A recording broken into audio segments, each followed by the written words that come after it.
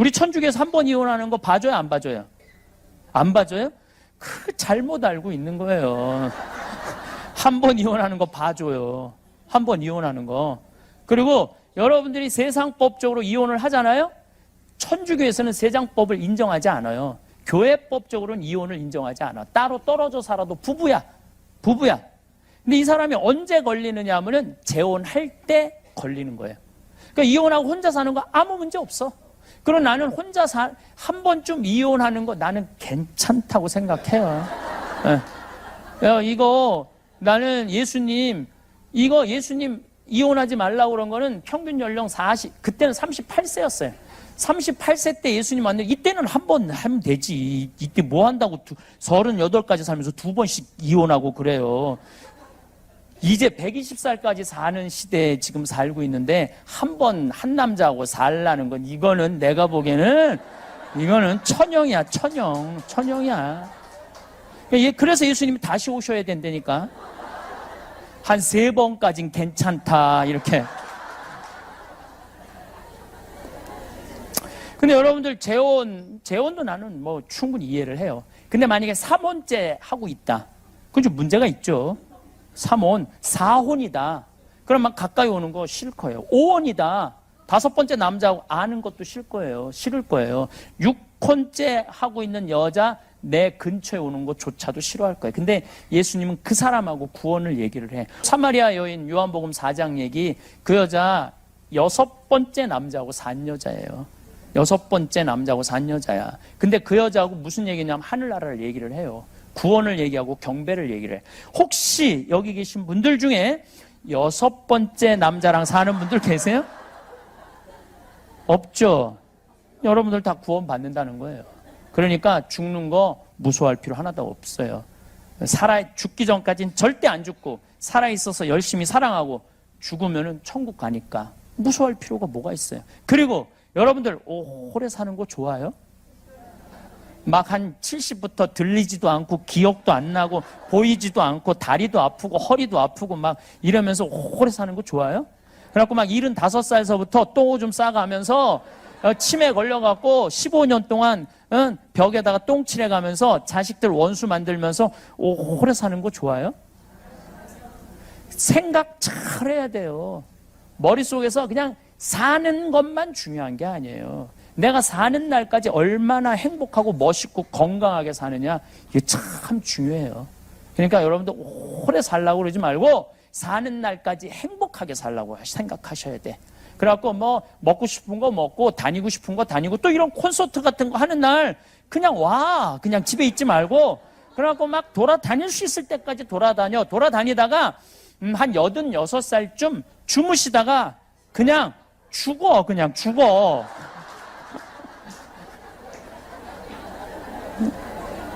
그냥 그때 죽으면 누가 뭐라고 그래요?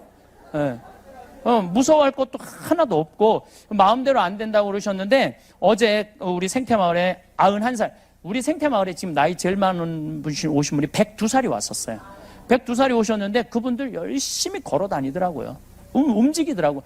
그분들은 돌아가실 때 어떻게 돌아가셔요? 움직일 수 있을 때까지 움직이시는 분들은 돌아가실 때 어떻게 돌아가시느냐 하면 지쳐서 죽는다니까.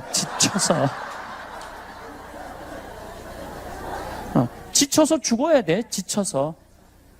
사는 날까지 즐겁게. 저는 6년 전 4월 6일 날 위암 수술을 했어요. 위를 3분의 1을 잘라냈어요. 근데 나 담당하던 수녀님이 신부님 같은 분 처음 봤다는 거예요. 왜 처음 봤냐니까 아니 무섭지 않냐고. 그래도 위를 3분의 1을 잘라내는데 내가 2월 달에 진단받았는데 4월 6일 날 수술인데 내가 그러더래요. 내 강의가 있어갖고 4월 3일까지 강의하고 들어가겠다. 그리고 수술 끝나고 3일 있다 나가야 되겠다. 강의가 좀 해놓은 강의들이 있어갖고 그래서 나가더래요. 들어온 길에 쉬라고 그랬는데 근데 수임이 전화해서 신부님 왜 병원에 안 오느냐고. 왜 가야 되니까 요즘 수술하면 다 호치키스로 찍어요. 알죠? 호치키스로 짰는데 호치키스 제거하러 와야 된다는 거예요.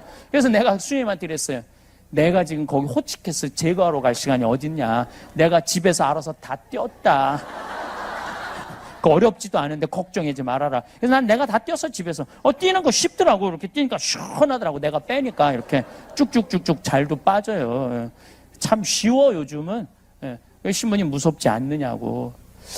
내가 멀쩡하게 낮에는 강의하고 밤에 내가 침대에 누워서 나도 고민했죠. 죽으면 어떻게 하나. 근데 내가 46살의 인생을 돌아보니까 50개 나라를 다녔더라고요.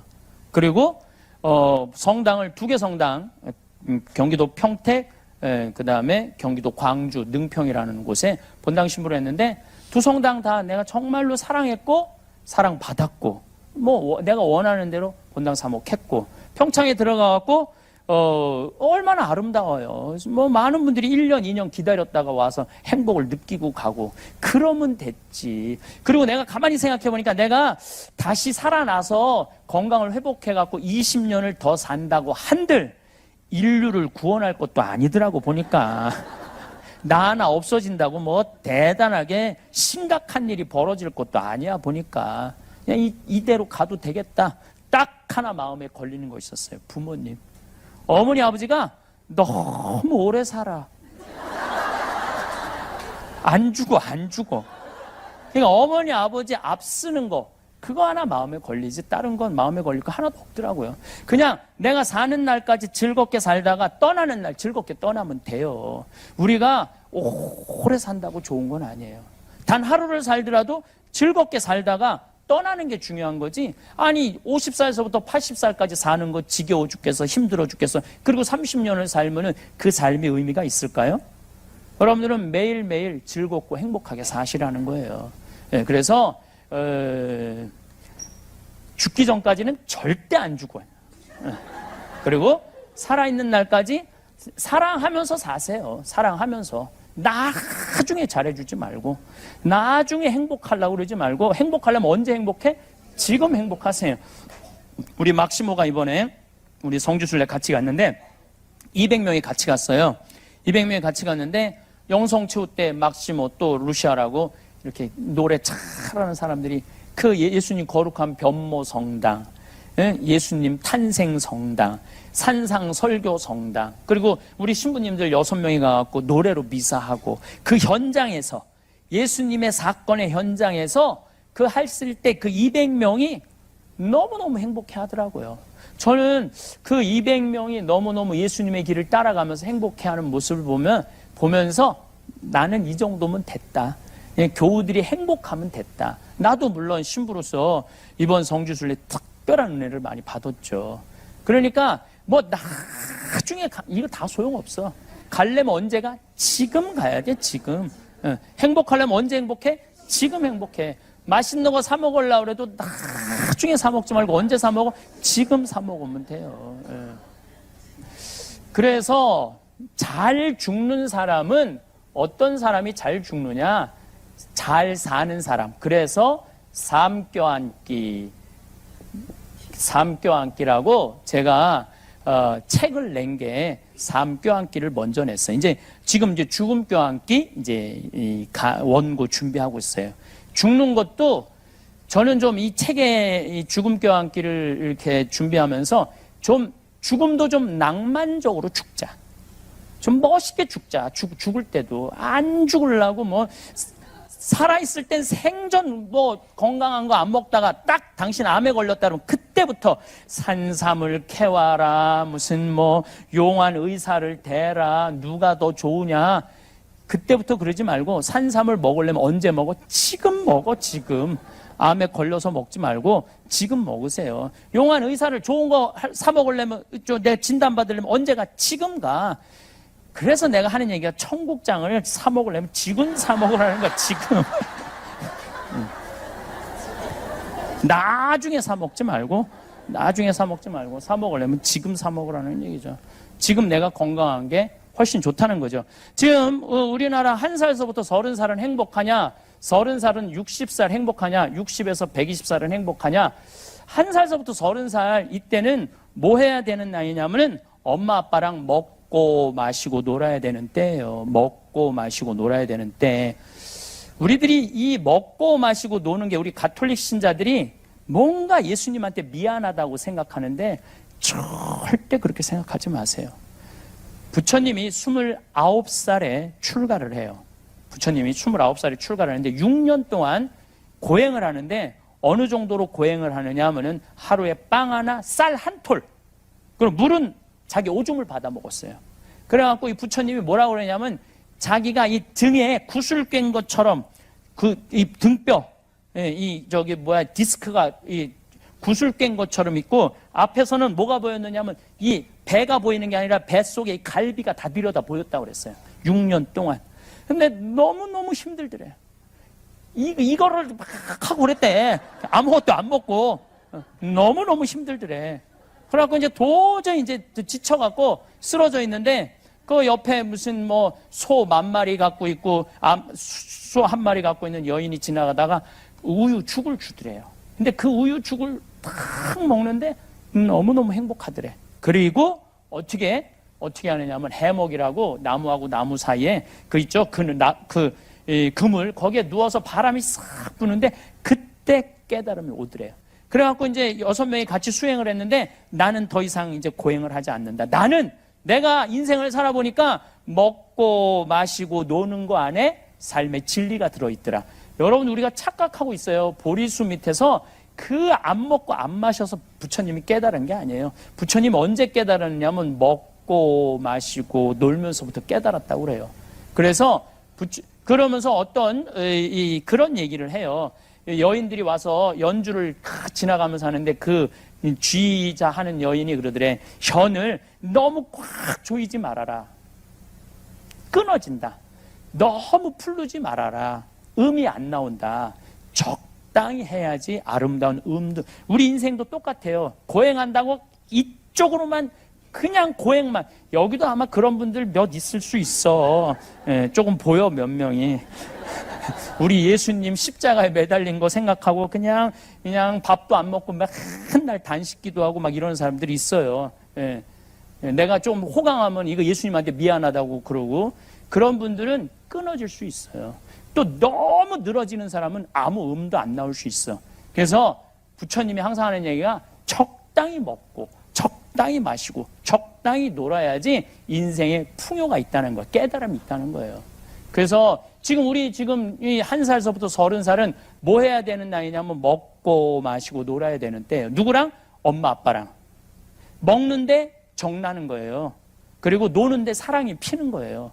근데 좀 먹고 마시고 놀으려고 그랬더니 이놈의 새끼한테 지금 먹고 마시고 놀 시간이 어딨어. 그래갖고 학원 초등학교 1학년, 2학년 애들이 무슨 죄를 졌다고 학원 5개, 6개 보내고 그리고 막 중고등학교 때 자율학습, 뭐 보충 수업, 방학 때 놀지도 못하고 요즘 애들이 그래서 며칠 전부터 SBS인가 YTN인가 계속 그 얘기예요. 밥상머리 교육이 중요하다. 같이 먹어야 된다. 근데 우린 같이 안 먹잖아요.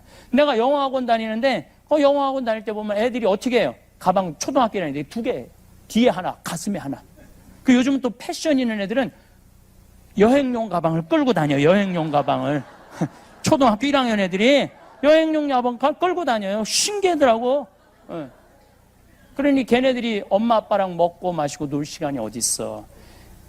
가장 요즘 가슴 아픈 상담이 뭐냐면 초등학교 4학년 때 자기 자식을 캐나다, 미국, 호주 혈혈단신 유학을 보내는 거예요. 그럼 여러분들 걔네들이 유학 가면은요 제일 먼저 부닥치는 게 뭐냐면은요 인종차별이에요. 얼마나 수치스러운 인종차별을 겪는지 몰라요. 근데 부모들은 그걸 몰라. 실질적인 인종차별을 겪는 걸 몰라. 그리고 언어 장벽이에요. 뭐 가면 된다고 그러지만 그 1년, 2년 동안 애들이 겪는 마음고생 얼마나 대단해요. 그리고 중학교 올라가면은 그 사회 속에, 백인 사회 속에 들어가는 게 아니야. 그냥 한국에서 어쩔 수 없이 그 미국으로 쫓겨난 애들끼리 모여서 자기네들끼리 노는 기 시작하는 거. 노래방 다니고 술 먹고 담배 피고 그 중에 한 놈이 가는 놈이 있으면 이거 해보자. 이게 그때는 군중 심리가 있어서 한 놈이 하면 다 하게 돼 있어요. 다. 그래갖고 대학교 졸업도 못하는 애들이 태반이라고 생각하면 돼요. 대학교 졸업도 못하는 애들이 태반이라. 10명 중에 9명은 실패한다고 보면 돼요. 제가 캐나다 토론토 대학에 세미나 갔을 때도 토론토 대학은 한국 사람, 캐나다 사람 상관없어. 대개 1학년 때 반을 다 잘라내요. 반 다 잘라내요. 4학년까지 졸업하는 경우는 30%, 20%밖에 안 돼. 그 우리나라 애들이 갖고 얼마나 성공할 것 같아요? 얘네들은 어떤 애들이냐면 가지도 오지도 못하는 애들이에요.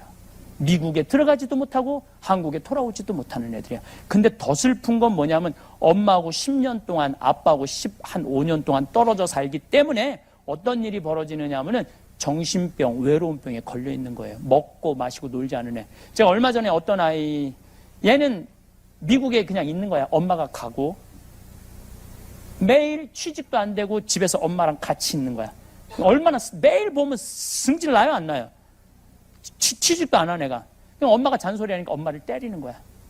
24, 5살짜리가 엄마 때리면 엄마 허리도 아프대는데. 걔는 뭐 세례 받은 애도 아니야. 그 누나가 나한테 와서 상담을 한 거예요. 어떻게 하면 좋으냐고. 정신 나간 집들이죠. 그리고 얼마 전에는 어떤 우리나라에서 명문대학 집어넣는다고 그 과외선생한테 계속 협박당하고 19억을 뺏긴 사람이 있어요. 기억나시죠? 네. 그 19억 갖고 엄마가 아들이랑 애가 한양대학 다녔더니 한양대학이면 어디야? 우리 조카 애들은 저 지방대학 다 다니고 있는데 한양대학이면 어디야?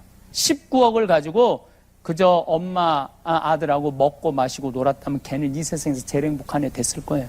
근데 우리 지금 애들은요 부모하고 먹고 마시고 놀지 않아. 그냥 대부분이 정신병에 들은 거예요. 지금 걔네들이 앞으로 벌일 세상은 상상을 초월할 세상이에요. 지금 벌어지는 일은 일도 아니라고 생각하시면 돼요. 지금 부모님하고 먹고 마시고 놀지 못한 애들이 앞으로는 사회에 상상도 못할 일들이 벌어져요.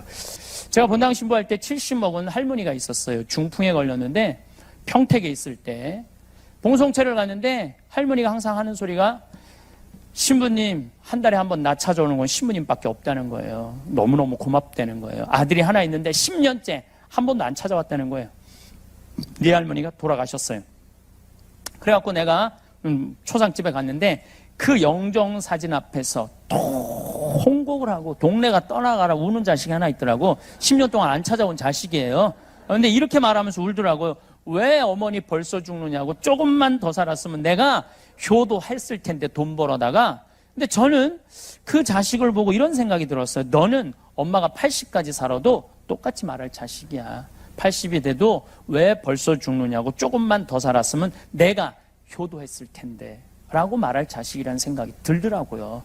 혹시 여러분들 자식들 중에 내 자식이 요즘 돈 버느냐고 바빠갖고 어버이날도 안 찾아오고 뭐 생일날도 안 찾아오고 어머니 내가 나중에 돌면 꼭 효도할게요 라고 말하는 자식이 있다면 그 자식이 나중에 돈 벌어서 효도할 거라고 기대하고 있다면은 어린 밤 푸너치도 없는 기대를 하고 있는 거예요. 지금 효도하지 않는 자식은 나중에도 효도하지 않아요. 저는 우리 집에 천사 같은 누나가 있어요. 올해 환갑이에요. 천사 같은 누나죠. 제가 평생 한 번도 싸운 적이 없어요. 우리 첫째 형, 둘째 형도 다 마찬가지. 누나가 제일인데 누나가 올해 환갑이에요. 환갑. 근데 내가 신학교 들어갔을 때 어머니 아버지는 성당에 안 다니셨어요. 그리고 내가 방학 때 여름 방학 때 이렇게 가방을 메고 이제 기숙사 이제 끝나고 여름 방학에 집에 오면은 어머니가 딱 문 열고 들어가면은 너 같은 자식 둔 적 없다고 나가라고 어딜 집에 들어오느냐고 집에서 쫓아내셨어요. 그러면 내가 뭐 나이가 어려? 그걸 못 나가? 들고 나가는 거예요. 나가서 어디로 가느냐? 누나네 집으로 가는 거예요. 누나는 그때 3살, 5살짜리 조카가 있었거든요. 근데 나를 정말로 100년 손님 맞이하듯이 맞이해줬어요. 그리고 용돈도 참 많이 줬어요. 난 집에서 쫓겨나고도 저녁에 친구들, 신학생들하고 술 먹고도 버스를 타고 다닌 적이 없어요. 택시 타고 집에 들어갔지. 누나네 집에. 그렇게 천사 같은 누나 그리고 세월이 지나서 30년의 세월이 훌쩍 지난 거예요. 누나는 이제 환갑이 됐고 난 이제 50이 이제 된 거죠. 근데 이 천사 같은 누나한테 말만 천사 같은 누나라고 그랬지 잘해준 적이 없어 내가. 보니까. 그래서 이번 3월 달에 우리 천사 같은 누나한테 통장에 1,000만 원을 내가 넣어줬어요. 1,000만 원을. 많은 분들이 이렇게 박수를 치는데 그런데 가만히 생각해 보니까 우리 천사 같은 누나는 내 영명 축일 때 예물로 50만 원, 100만 원씩 25년을 갖고 왔어요.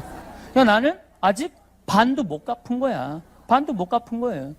되게 여러분들 중에 남편들 중에 술 좋아하는 남편들이 있을 거예요. 그렇죠?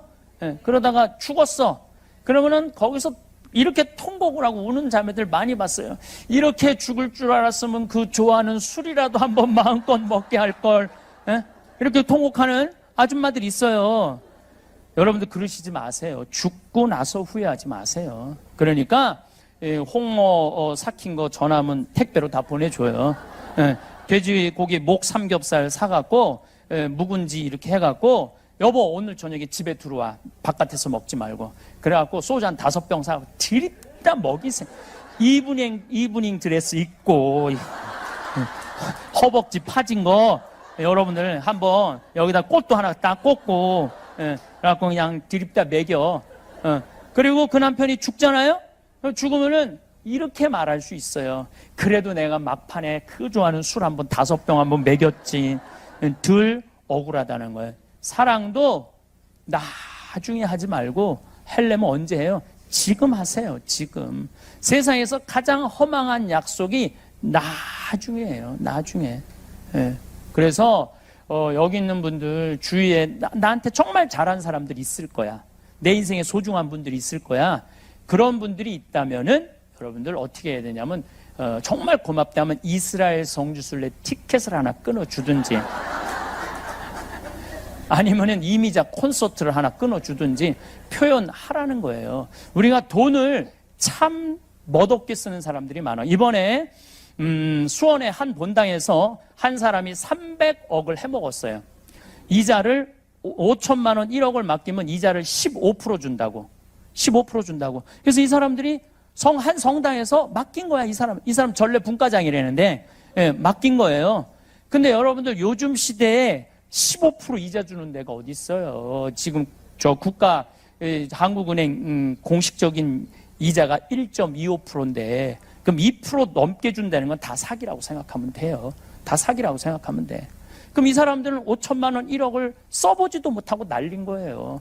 1억 은행에다 맡기면 8만 원인데 15%면 거의 한 150만 원 한 달에 들어오는 거거든요. 그러니까 이 어려운 시절에 15% 이제 주겠다고 사기친 이 전래분과장이 나빠요? 아니면 15% 받아 먹겠다고 맡긴 이 사람들이 나빠요? 누가 나빠? 둘 다 나빠. 둘 다. 그런데 정말로 땅을 치고 통곡할 사람들은 5천만 원 1억 맡긴 사람들이에요. 이 사람들은 써보지도 못하고 날리는 거. 5천만 원이면 이스라엘 성지순례 10번 갔다 올 수 있는 거예요. 이스라엘 성지순례 10번 갔다 오시면은 여러분들은 예수님하고 트고 지낼 수 있어요. 트고 지낼 수 있어. 내가 이스라엘 성지순례 지금 5번 갔다 왔는데 거의 예수님하고 틀라고 그래 지금. 저 틀라고 그래요. 예. 그러면 5천만 원 갖고 이렇게 행복하게 살다가 죽으면 되지. 그걸 아까워갖고 그냥 또 돈 더 해보겠다고. 그러니까 여러분들 주위에 정말 소중하고 고마운 분들이 있으면은 그 돈 쓰세요. 예. 아까워하지 마세요. 그 쓸 때 내 인생이 빛이 나는 거야. 안 쓸 때는요, 인생이 빛이 날 수가 없어요. 그래도 죽는 게 싫어. 왜 죽는 게 싫으냐면 이 모양 이 꼴로 살다가는 죽어서 지옥에 갈까봐. 그런데 내가 아까 교보문고에 가서도 그 책을 몇 권 죽음에 관련된 책을 좀 사서 보는데 거기도 그런 얘기가 나오더라고요. 94년에서부터 97년 사이에 죽었다 살아난 사람이 미국에 1,500만 명이라니까요. 죽었다 살아난 사람들이. 예수님이 올 때가 돼서 그런 게 아니라 심폐소생술이 발달하면서부터 죽었다 살아난 사람들이 많은 거예요. 심폐소생술이 발달하면서부터 죽었다 살아난 사람들이 많은 거예요. 작년에 우리나라도 죽었다 살아난 사람이 몇 명이냐면 680명이에요. 680명. 심장마비로 물에 빠져서 죽었다 살아난 사람들이 680명이에요. 근데 이 죽었다 살아난 사람들이 얘기하는 거예요. 내가 죽었더니 하늘나라를 가더라. 그래서 요즘 애프터 라이프, 죽음 이후의 세계, 엄청나게 책들이 많이 나와요. 미국에는 어마어마하게 나와요. 드라마도 영화도 어마어마하게 나와. 왜냐면 워낙 죽었다 살아난 사람들이 많으니까. 그래갖고 심장 전문의들이 2,000명을 찾아갖고 물어봤어요. 죽었다 살아났더니 어떻느냐? 내가 죽었다가 하늘나라를 갔는데 그 빛을 보는 순간, 하느님으로부터 오는 빛을 보는 순간 존재의 충만함을 느낀다는 거예요. 여러분들 존재의 충만함이라는 게 뭘까요? 행복의 끝이 존재의 충만함이에요. 여러분들이 만약에 자식이 서울대학에 합격을 했어. 그럼 여러분들 존재에 충만할 것 같아? 안 충만할 것 같아? 그건 기쁨하고는 달라요. 예. 이번에 박인비가 금메달 땄어. 박인비 할아버지가 어떨 것 같아요? 존재의 충만함을 느낄 거예요. 내 손녀가 금메달 따갖고. 그 존재의 충만함이라는 것은 일반적으로 말하는 기쁨하고는 차원이 다르다는 거예요. 근데 하느님을 보는 순간 존재의 충만함을 느낀다는 거예요. 여러분들 지금 하느님이 있을까 없을까 맨날 그 의심하고 이거 허탕 치는 거 아닌가. 근데 죽었는데 하느님을 딱 봤어. 가슴이 어떨 것 같아요? 터져 나갈 거예요. 저는 평택에서 본당 신부를 하는데 있지도 않아. 12월 31일이야. 꿈이야. 꿈인데 예수님이 우리 성당 하늘 아래 너무너무 아름다운 모습으로 요만한 얼굴이 아니라 온 하늘에 꽉 차 있는 예수님을 보는데 심장이 터질 것 같더라고요. 그 너무너무 환한 모습으로 나를 행복한 모습으로 바라보시는데 심장이 터질 것 같더라고요. 근데 여러분들 죽어갖고 하느님을 그래서 이 죽은 사람들이 대부분이 그 하느님을 느끼는 순간 여기가 천국이구나. 너무 존재의 충만함을 느끼고 있다는 거예요.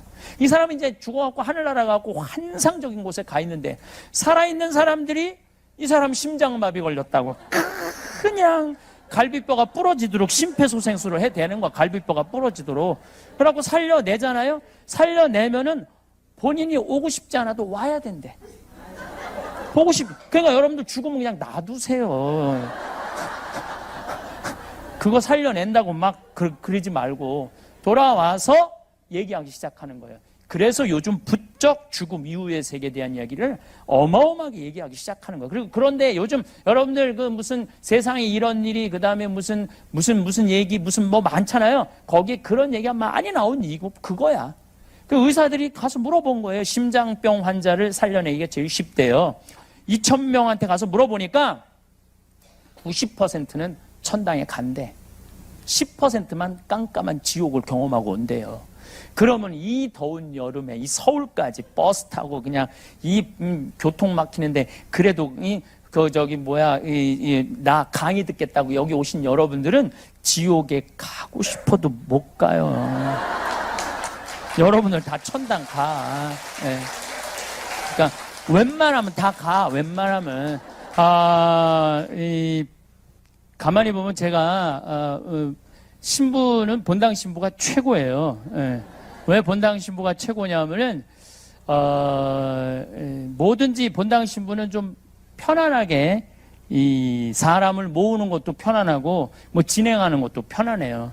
근데 나같이 이렇게 특수한 직에 있는 신부들은 제일 힘든 게 뭐냐면 사람 동원이에요. 사람 동원이 제일 힘든데 우리 되살림 회원이 10,000명 정도 되는데 아마 내 기억으로는 여러분들이 아마 2,000번 안에 있는 분들이에요.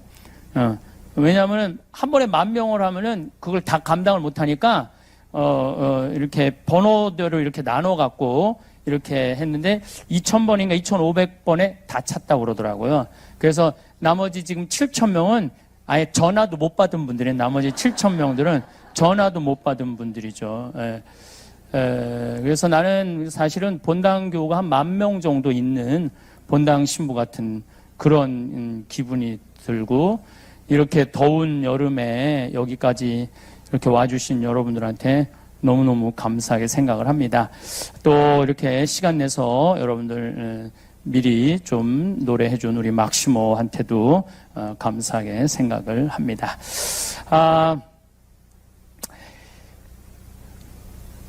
저는 가끔 우리 생태마을에 암 환자들이 와서 이렇게 말할 때가 제일 억장이 무너져요. 신부님, 저 정말로 열심히 살았어요. 먹고 싶은 거, 쓰고 싶은 거, 다니고 싶은 거 안 다니고 자식들 열심히 교육시키고 그리고 돈도 열심히 모았어요. 근데 이제 암에 걸려서 3개월밖에 못 산대요. 신부님, 저 이대로 억울해서 못 죽어요. 이 말을 들을 때 참 가슴이 아파요. 한 번밖에 없는 인생인데 마지막에 해본 것도 아무것도 없이 억울해서 못 죽는다고. 저는 참 바보처럼 살았다고. 바보처럼 살았다고. 이렇게 하면서 눈물을 흘리면서 신부님, 이제 저한테 다시 한 번의 생이 주어진다면은 이제는 남을 위해서 살지 않고 나를 위해서 살고 싶다고. 그래서 억울해서 못 죽는다는 소리는 안 할 거라고. 난 참 바보처럼 살았다는 소리는 하고 싶지 않다고 이렇게 이야기하는 분들이 참 많아요. 그래서 어떤 분들이 잘 죽음을 맞이하느냐 보니까 잘 사는 사람이 잘 죽어요. 되게 잘 사는 사람들이 잘 죽지 못 사는 사람들은 죽을 때도 참 못 죽더라고요. 우리는 이 죽음에 대해서 준비가 제대로 안 돼 있는 경우가 참 많죠. 죽음에 대해서. 한국 사람들은 참 죽는 거 싫어해요. 참 싫어해요.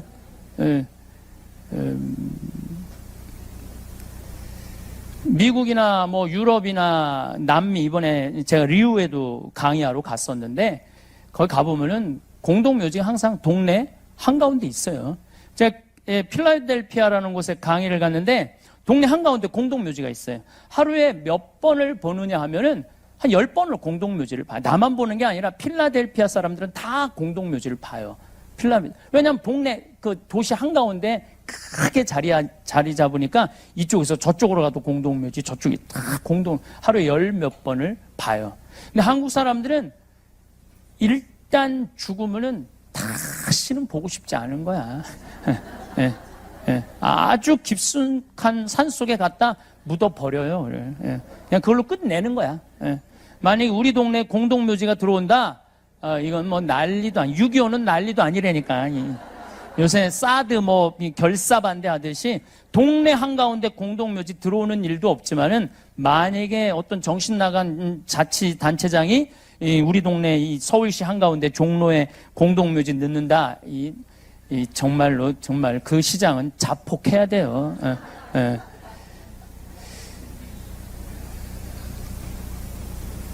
만약에 우리 집에 누가 암이 걸렸다 그러면 그 집은 그 순간부터 초상집이에요. 그 순간부터 암이 걸렸다 그러면 또 본인은 이미 죽었어. 이미 죽은 목숨이야, 이미.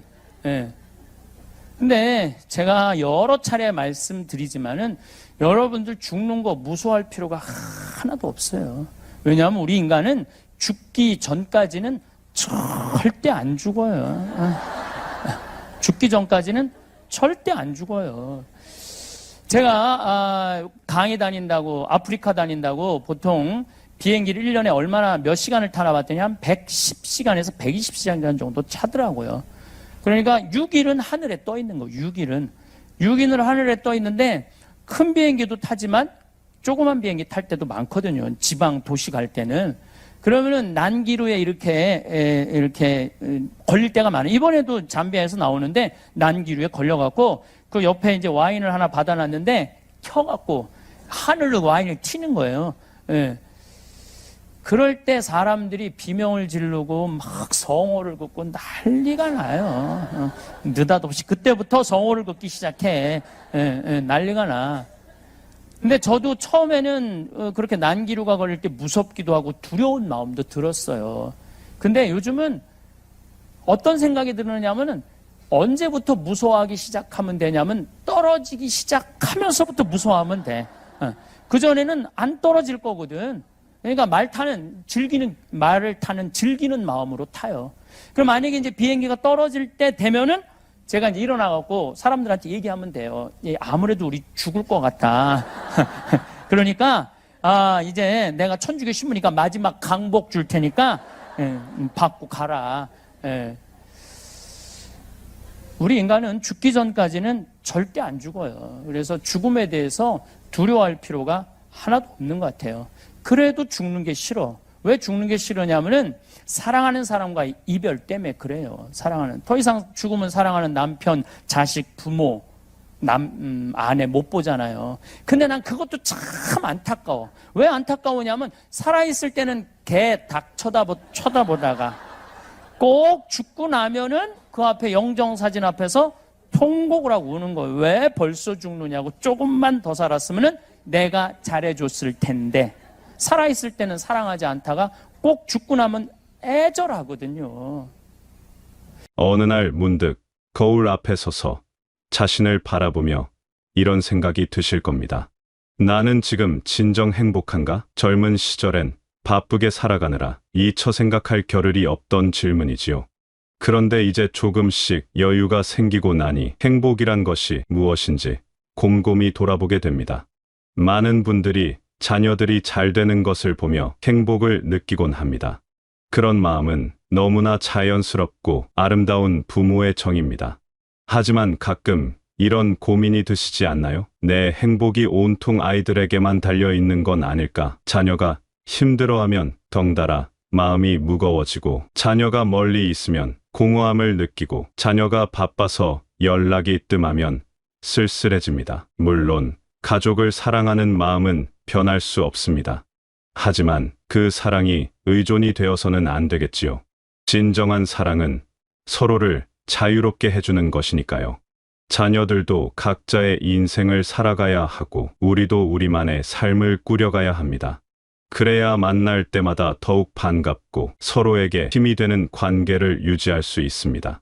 그렇다면 자녀에게 기대지 않고 스스로 행복을 찾는다는 것은 무엇을 의미할까요? 이는 결코 차갑고 독립적인 삶을 살라는 뜻이 아닙니다. 오히려 더욱 따뜻하고 풍성한 삶을 살라는 의미입니다.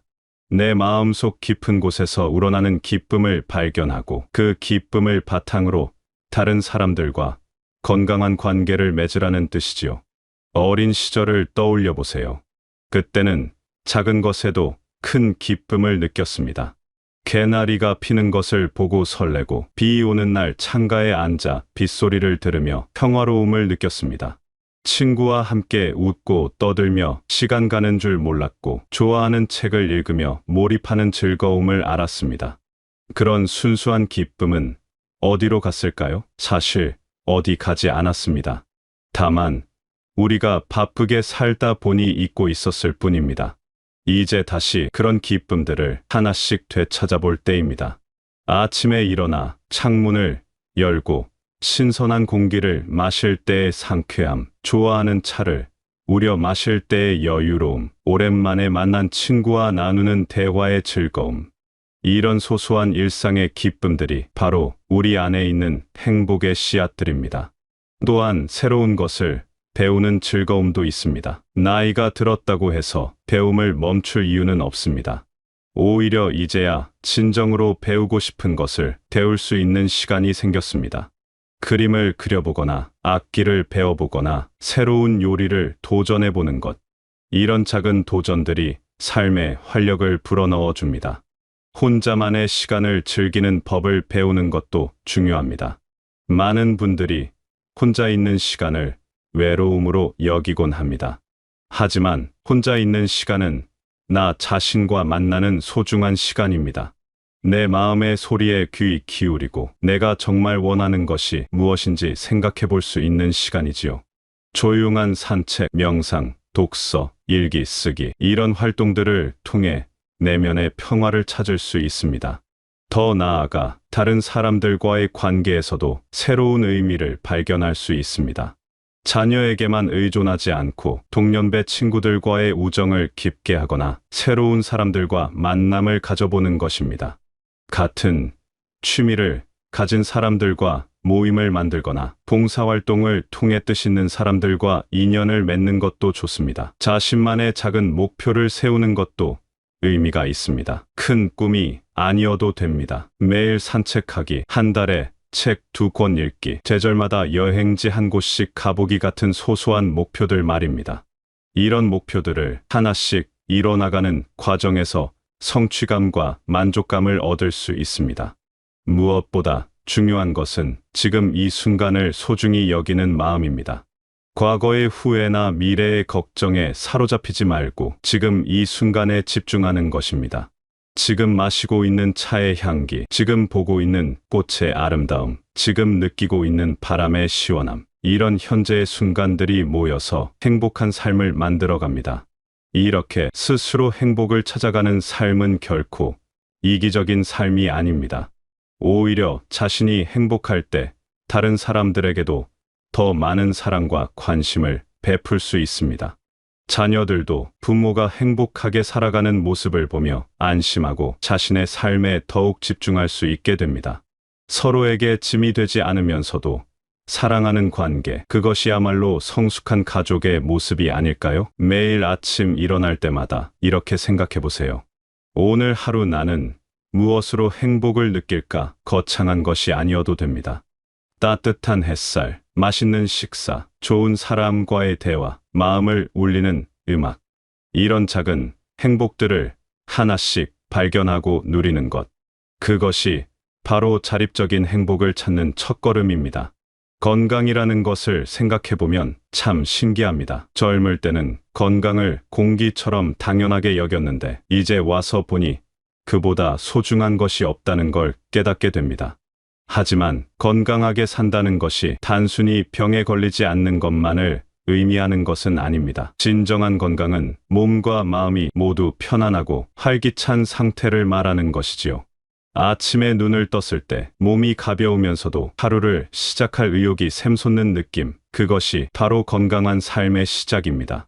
이런 하루를 맞이하기 위해서는 전날 밤 일찍 잠자리에 들고 충분한 잠을 자는 것이 중요합니다.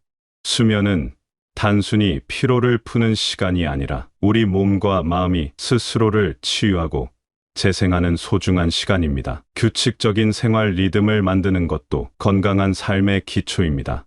매일 같은 시간에 일어나고 같은 시간에 식사하고 같은 시간에 잠자리에 드는 것. 이런 규칙적인 패턴이 우리 몸의 생체 리듬을 안정시켜 줍니다. 처음에는 조금 답답하게 느껴질 수도 있지만 시간이 지나면서 이런 규칙성이 오히려 마음의 평안을 가져다 주는 것을 느끼게 됩니다. 식사를 할 때도 마음을 담아 천천히 먹는 습관을 기르면 좋습니다. 바쁘게 살던 시절에는 끼니를 때우듯 급하게 먹곤 했지만 이제는 음식 하나하나의 맛을 음미하며 감사한 마음으로 식사할 수 있는 여유가 생겼습니다. 좋아하는 반찬을 한 입 베어 물며 참 맛있다고 중얼거리는 순간, 그것만으로도 작은 행복을 느낄 수 있습니다. 몸을 움직이는 것의 즐거움도 다시 발견해 볼 만합니다. 격렬한 운동을 할 필요는 없습니다. 동네를 천천히 산책하며 계절의 변화를 느끼거나 집 안에서 가벼운 스트레칭을 하며 몸의 감각에 집중하는 것만으로도 충분합니다. 몸을 움직일 때마다 아, 내가 아직 살아있구나 하는 감각을 느낄 수 있습니다. 그런데 건강하게 사는 것 못지않게 중요한 것이 있습니다. 바로 즐겁게 사는 것입니다. 건강을 위해서라는 이유로 모든 즐거움을 포기하고 금욕적으로 살 필요는 없습니다. 오히려 적당히 즐기면서 사는 것이 진정한 건강의 비결이기도 합니다. 좋아하는 음식을 완전히 끊을 필요는 없습니다. 다만 양을 조절하고 더욱 맛있게 먹을 수 있는 방법을 찾아보는 것이지요. 예를 들어 달콤한 과자를 좋아한다면 매일 많이 먹는 대신 일주일에 한두 번 정도 특별한 시간을 정해서 차와 함께 천천히 음미하며 드시는 것입니다. 그러면 그 순간이 더욱 특별하고 소중하게 느껴집니다. 취미 생활을 통해서도 즐거움을 찾을 수 있습니다. 젊은 시절에 하고 싶었지만 시간이 없어서 못했던 일들을 이제 시작해 볼 수 있습니다. 그림 그리기, 노래 부르기, 춤추기, 요리하기, 정원 가꾸기, 이런 활동들은 단순히 시간을 보내는 것이 아니라 삶의 생기를 불어넣어 주는 소중한 일들입니다. 무엇보다 웃음을 잃지 않는 것이 중요합니다. 하루에 한 번씩은 크게 웃을 일을 만들어 보세요. 재미있는 책을 읽거나 유쾌한 사람들과 시간을 보내거나 어린 시절에 즐거웠던 추억을 떠올려 보는 것입니다. 웃음은 세상에서 가장 좋은 약이라고 하지 않습니까? 웃을 때마다 우리 몸과 마음이 한층 더 건강해집니다. 그리고 때로는 완전히 새로운 것에 도전해보는 것도 좋습니다. 나이가 들었다고 해서 새로운 경험을 피할 이유는 없습니다.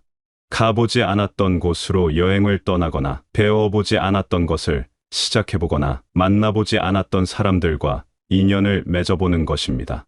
이런 새로운 경험들이 삶에 활력을 불어넣어 줍니다. 하지만 가장 중요한 것은 자신만의 속도로 살아가는 것입니다. 다른 사람과 비교하거나 남의 기준에 맞추려고 애쓸 필요가 없습니다. 내가 편안하고 즐거운 방식으로 내 몸과 마음이 원하는 리듬에 맞춰 살아가면 됩니다. 어떤 날은 활기차게 많은 일을 하고 어떤 날은 조용히 휴식을 취하는 것. 그런 자연스러운 리듬이야말로 건강하고 즐거운 삶의 비결입니다. 삶의 마지막 순간까지 즐겁게 산다는 것은 죽음을 두려워하지 않고 매 순간을 소중히 여긴다는 뜻입니다.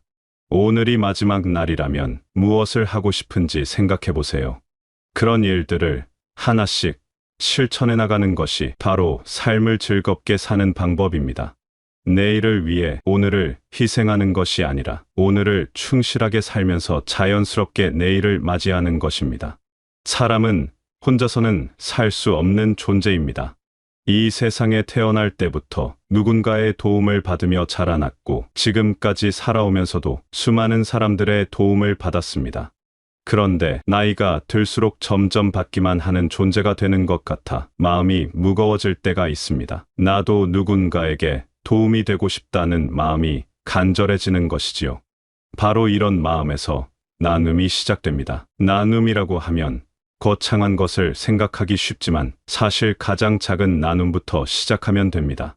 엘리베이터에서 만난 이웃에게 따뜻한 미소를 보내는 것, 길에서 우연히 마주친 아이에게 다정한 인사를 건네는 것, 마트에서 무거운 짐을 든 사람을 도와주는 것. 이런 작은 행동들이 모두 나눔입니다. 어떤 분들은 내가 가진 게 별로 없는데 무엇을 나눌 수 있을까라고 걱정하십니다. 하지만 나눔은 물질만으로 하는 것이 아닙니다. 오히려 더 소중한 것들을 나눌 수 있습니다. 오랜 인생을 살아오면서 쌓은 지혜와 경험, 따뜻한 마음과 다정한 말 한마디, 진심 어린 관심과 격려. 이런 것들이야말로 돈으로도 살 수 없는 귀한 선물들입니다. 젊은 사람들이 고민에 빠져 있을 때 살아온 경험을 바탕으로 따뜻한 조언을 해주는 것. 아이들이 심심해할 때 옛날 이야기를 들려주며 함께 시간을 보내는 것. 혼자 사는 이웃이 외로워할 때 안부를 묻고 대화 상대가 되어주는 것. 이런 일들이 모두 소중한 나눔이 됩니다. 나눔을 실천하다 보면 신기한 일이 일어납니다. 베풀수록 마음이 더 풍요로워지는 것입니다. 처음에는 내가 무언가를 주었다는 생각이 들지만 시간이 지나고 보면 오히려 내가 더 많은 것을 받았다는 것을 깨닫게 됩니다. 누군가의 고마운 미소, 진심, 어린 감사 인사, 그리고 무엇보다 내가 누군가에게 도움이 되었다는 뿌듯함. 이런 것들이 마음을 가득 채워줍니다. 동네 복지관에서 봉사활동을 하시는 한 분의 이야기를 들은 적이 있습니다. 처음에는 시간이 남아서 시작했다고 하셨는데 이제는 그 시간이 일주일 중 가장 기다려지는 시간이 되었다고 합니다. 어르신들과 함께 식사를 준비하고 이야기를 나누고 함께 웃으며 보내는 그 시간들이 자신의 삶에 얼마나 큰 의미를 주는지 모르겠다고 하셨습니다. 나눔은 거창한 계획이 없어도 시작할 수 있습니다. 오늘 집에서 나갈 때 계단에서 만난 이웃에게 먼저 인사를 건네보세요. 마트에서 물건을 고르다가 어려워하는 사람이 있으면 도움을 제안해보세요. 길에서 길을 잃고 헤매는 사람이 있으면 친절하게 안내해주세요. 이런 작은 친절들이 모여서 우리 사회를 따뜻하게 만듭니다. 가족들과의 관계에서도 나눔을 실천할 수 있습니다. 자녀들이 바쁘게 살아가는 모습을 보며 걱정만 하지 말, 때로는 맛있는 반찬을 만들어 보내거나 따뜻한 위로의 말을 전해주는 것입니다. 손주들이 놀러 왔을 때는 온 마음을 다해 함께 시간을 보내며 소중한 추억을 만들어주는 것입니다. 그리고 감사하는 마음을 잊지 말아야 합니다. 나눔과 감사는 동전의 양면과 같습니다. 감사할 줄 아는 사람이 진정한 나눔을 실천할 수 있고 나눔을 실천하는 사람이 더 많은 것에 감사할 줄 알게 됩니다. 아침에 눈을 떴을 때 오늘도 하루를 시작할 수 있음에 감사합니다라고 속으로 중얼거려 보세요. 밥을 먹을 때는 이 음식을 만들어준 사람들, 길을 내어준 땅, 키워낸 농부들에게 감사합니다 라고 생각해 보세요. 길을 걸을 때는 이 길을 만들어준 사람들, 안전하게 지켜주는 사람들에게 감사합니다 라고 마음속으로 인사해 보세요. 이렇게 감사하는 마음으로 하루하루를 살다 보면 세상이 얼마나 많은 사람들의 도움으로 이루어져 있는지 깨닫게 됩니다. 그리고 자연스럽게 나도 이 아름다운 연결고리의 한 부분이 되고 싶다는 마음이 생깁니다. 때로는 받는 것에도 감사해야 합니다.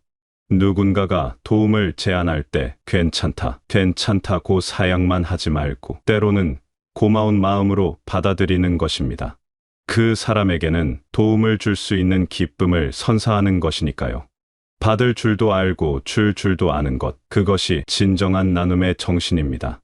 나눔을 실천하면서 가장 큰 기적은 마음의 변화입니다. 자신만 생각하고 살 때는 작은 일에도 쉽게 화가 나고 불만이 많았는데 다른 사람을 생각하며 살기 시작하면 마음이 넓어집니다. 세상을 보는 시각도 달라집니다. 부족한 것보다는 가진 것에 더 눈이 가고 문제보다는 해결 방법에 더 집중하게 됩니다.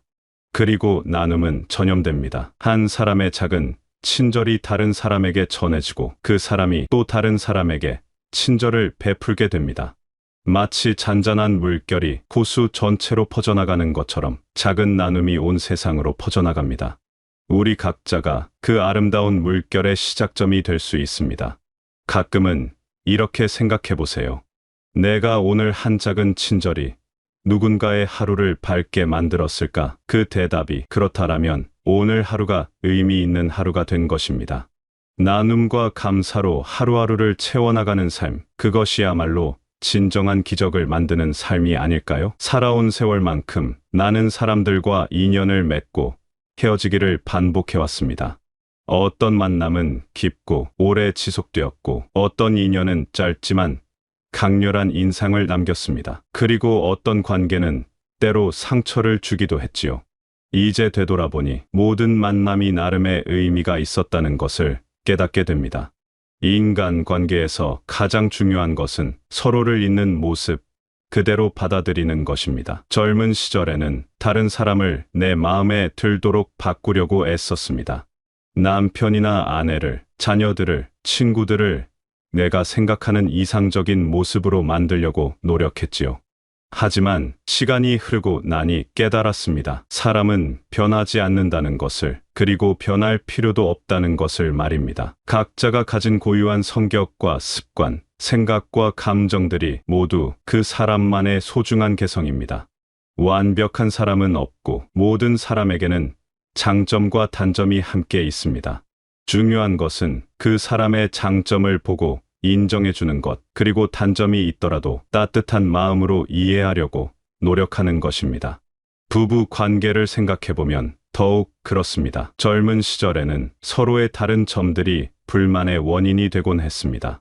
상대방이 왜 나와 다르게 생각하고 행동하는지 이해할 수 없어서 답답해했지요. 하지만 이제는 그 다름이 오히려 소중하다는 것을 알게 되었습니다. 서로 다르기 때문에 보완할 수 있고 서로에게서 배울 수 있으며 더 풍성한 삶을 살 수 있는 것입니다. 오랜 세월을 함께 산 부부라면 이제는 말하지 않아도 서로의 마음을 아는 단계에 이르렀을 것입니다. 아침에 일어나는 모습만 봐도 오늘 컨디션이 어떤지 알 수 있고 작은 표정 변화만으로도 무슨 생각을 하는지 짐작할 수 있지요. 이런 깊은 이해와 배려야말로 진정한 사랑의 모습입니다. 자녀들과의 관계에서도 성숙함이 필요합니다. 자녀들이 어렸을 때는 부모가 모든 것을 결정하고 이끌어 주었지만 이제는 그들도 각자의 인생을 살아가는 독립된 개체입니다. 때로는 부모가 보기에 잘못된 선택을 하는 것 같아 마음이 조마조마할 때도 있지만 그것 역시 그들이 겪어야 할 성장의 과정입니다. 자녀에 대한 진정한 사랑은 간섭이 아니라 믿음입니다. 내가 어떤 선택을 하든 나는 너를 믿고 응원한다는 마음으로 지켜보는 것입니다. 물론 조언이 필요할 때는 경험에서 우러나온 지혜를 나누어 주되 그 조언을 받아들일지 말지는 온전히 그들의 몫으로 남겨두는 것입니다. 친구들과의 관계도 마찬가지입니다. 오랜 세월을 함께해온 친구들과는 이제 편안한 동반자가 되었습니다.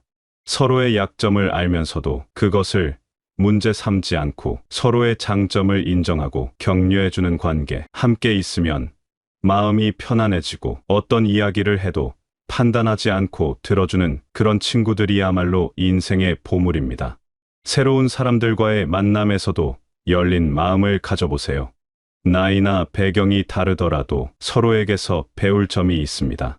젊은 사람들에게서는 새로운 시각과 활력을 배울 수 있고 비슷한 또래에게서는 공감과 위로를 얻을 수 있습니다. 모든 만남을 소중히 여기고 각자가 가진 고유한 이야기에 귀 기울이는 자세가 중요합니다. 때로는 과거의 상처를 정리해야 할 때도 있습니다. 오래전에 받은 상처나 누군가에 대한 원망이 마음 한구석에 남아있다면 이제는 그것을 내려놓을 때입니다. 용서한다는 것은 상대방을 위한 것이 아니라 나 자신을 위한 것입니다. 원망과 분노를 계속 품고 있는 것은 독을 마시고 상대방이 죽기를 바라는 것과 같습니다. 용서는 하루아침에 이루어지지 않습니다. 시간이 걸리는 과정입니다. 하지만 조금씩이라도 그 무거운 짐을 내려놓으려고 노력하면 마음이 한결 가벼워지는 것을 느낄 수 있습니다. 그 사람도 나름의 사정이 있었을 것이다. 그때는 서로 미숙했다. 이제는 다 지나간 일이다 라고 생각하며 조금씩 마음의 매듭을 풀어나가는 것입니다. 그리고 무엇보다 자신과의 관계를 돌보는 것이 중요합니다. 지금까지 살아오면서 수많은 선택을 했고 때로는 후회되는 일들도 있었을 것입니다. 하지만 그 모든 경험들이 지금의 나를 만들었습니다. 완벽하지 않더라도 실수가 있었더라도 최선을 다해 살아온 자신을 인정하고 격려해 주세요. 그동안 정말 수고 많았다고 자신에게 말해주세요. 앞으로도 잘 해낼 수 있을 것이다 라고 자신을 믿어주세요. 자신을 사랑하지 못하는 사람은 다른 사람도 진정으로 사랑할 수 없습니다. 자신에게 따뜻한 사람이 되어야 다른 사람에게도 따뜻함을 나누어 줄 수 있습니다. 성숙한 관계는 서로를 소유하려 하지 않습니다. 각자의 자유와 독립성을 인정하면서도 따뜻한 애정으로 연결되어 있는 관계입니다. 함께 있을 때는 서로의 존재에 감사하고 떨어져 있을 때는 서로의 안녕을 기원하는 마음입니다. 이런 성숙한 관계들로 둘러싸인 삶을 살다 보면 자연스럽게 우리 사회도 더욱 아름다워집니다. 서로를 존중하고 배려하는 마음이 가정에서 시작되어 동네로, 지역 사회로, 더 나아가 온 사회로 퍼져나가는 것입니다. 우리 각자가 그런 변화의 씨앗이 될 수 있습니다. 지금까지 살아오신 모든 분들께 진심으로 감사와 존경의 마음을 전합니다. 힘든 시절을 견뎌내며 가정을 지키고 사회를 일구어내고 다음 세대를 위한 터전을 마련해 주신 그 모든 노고에 깊이 감사드립니다.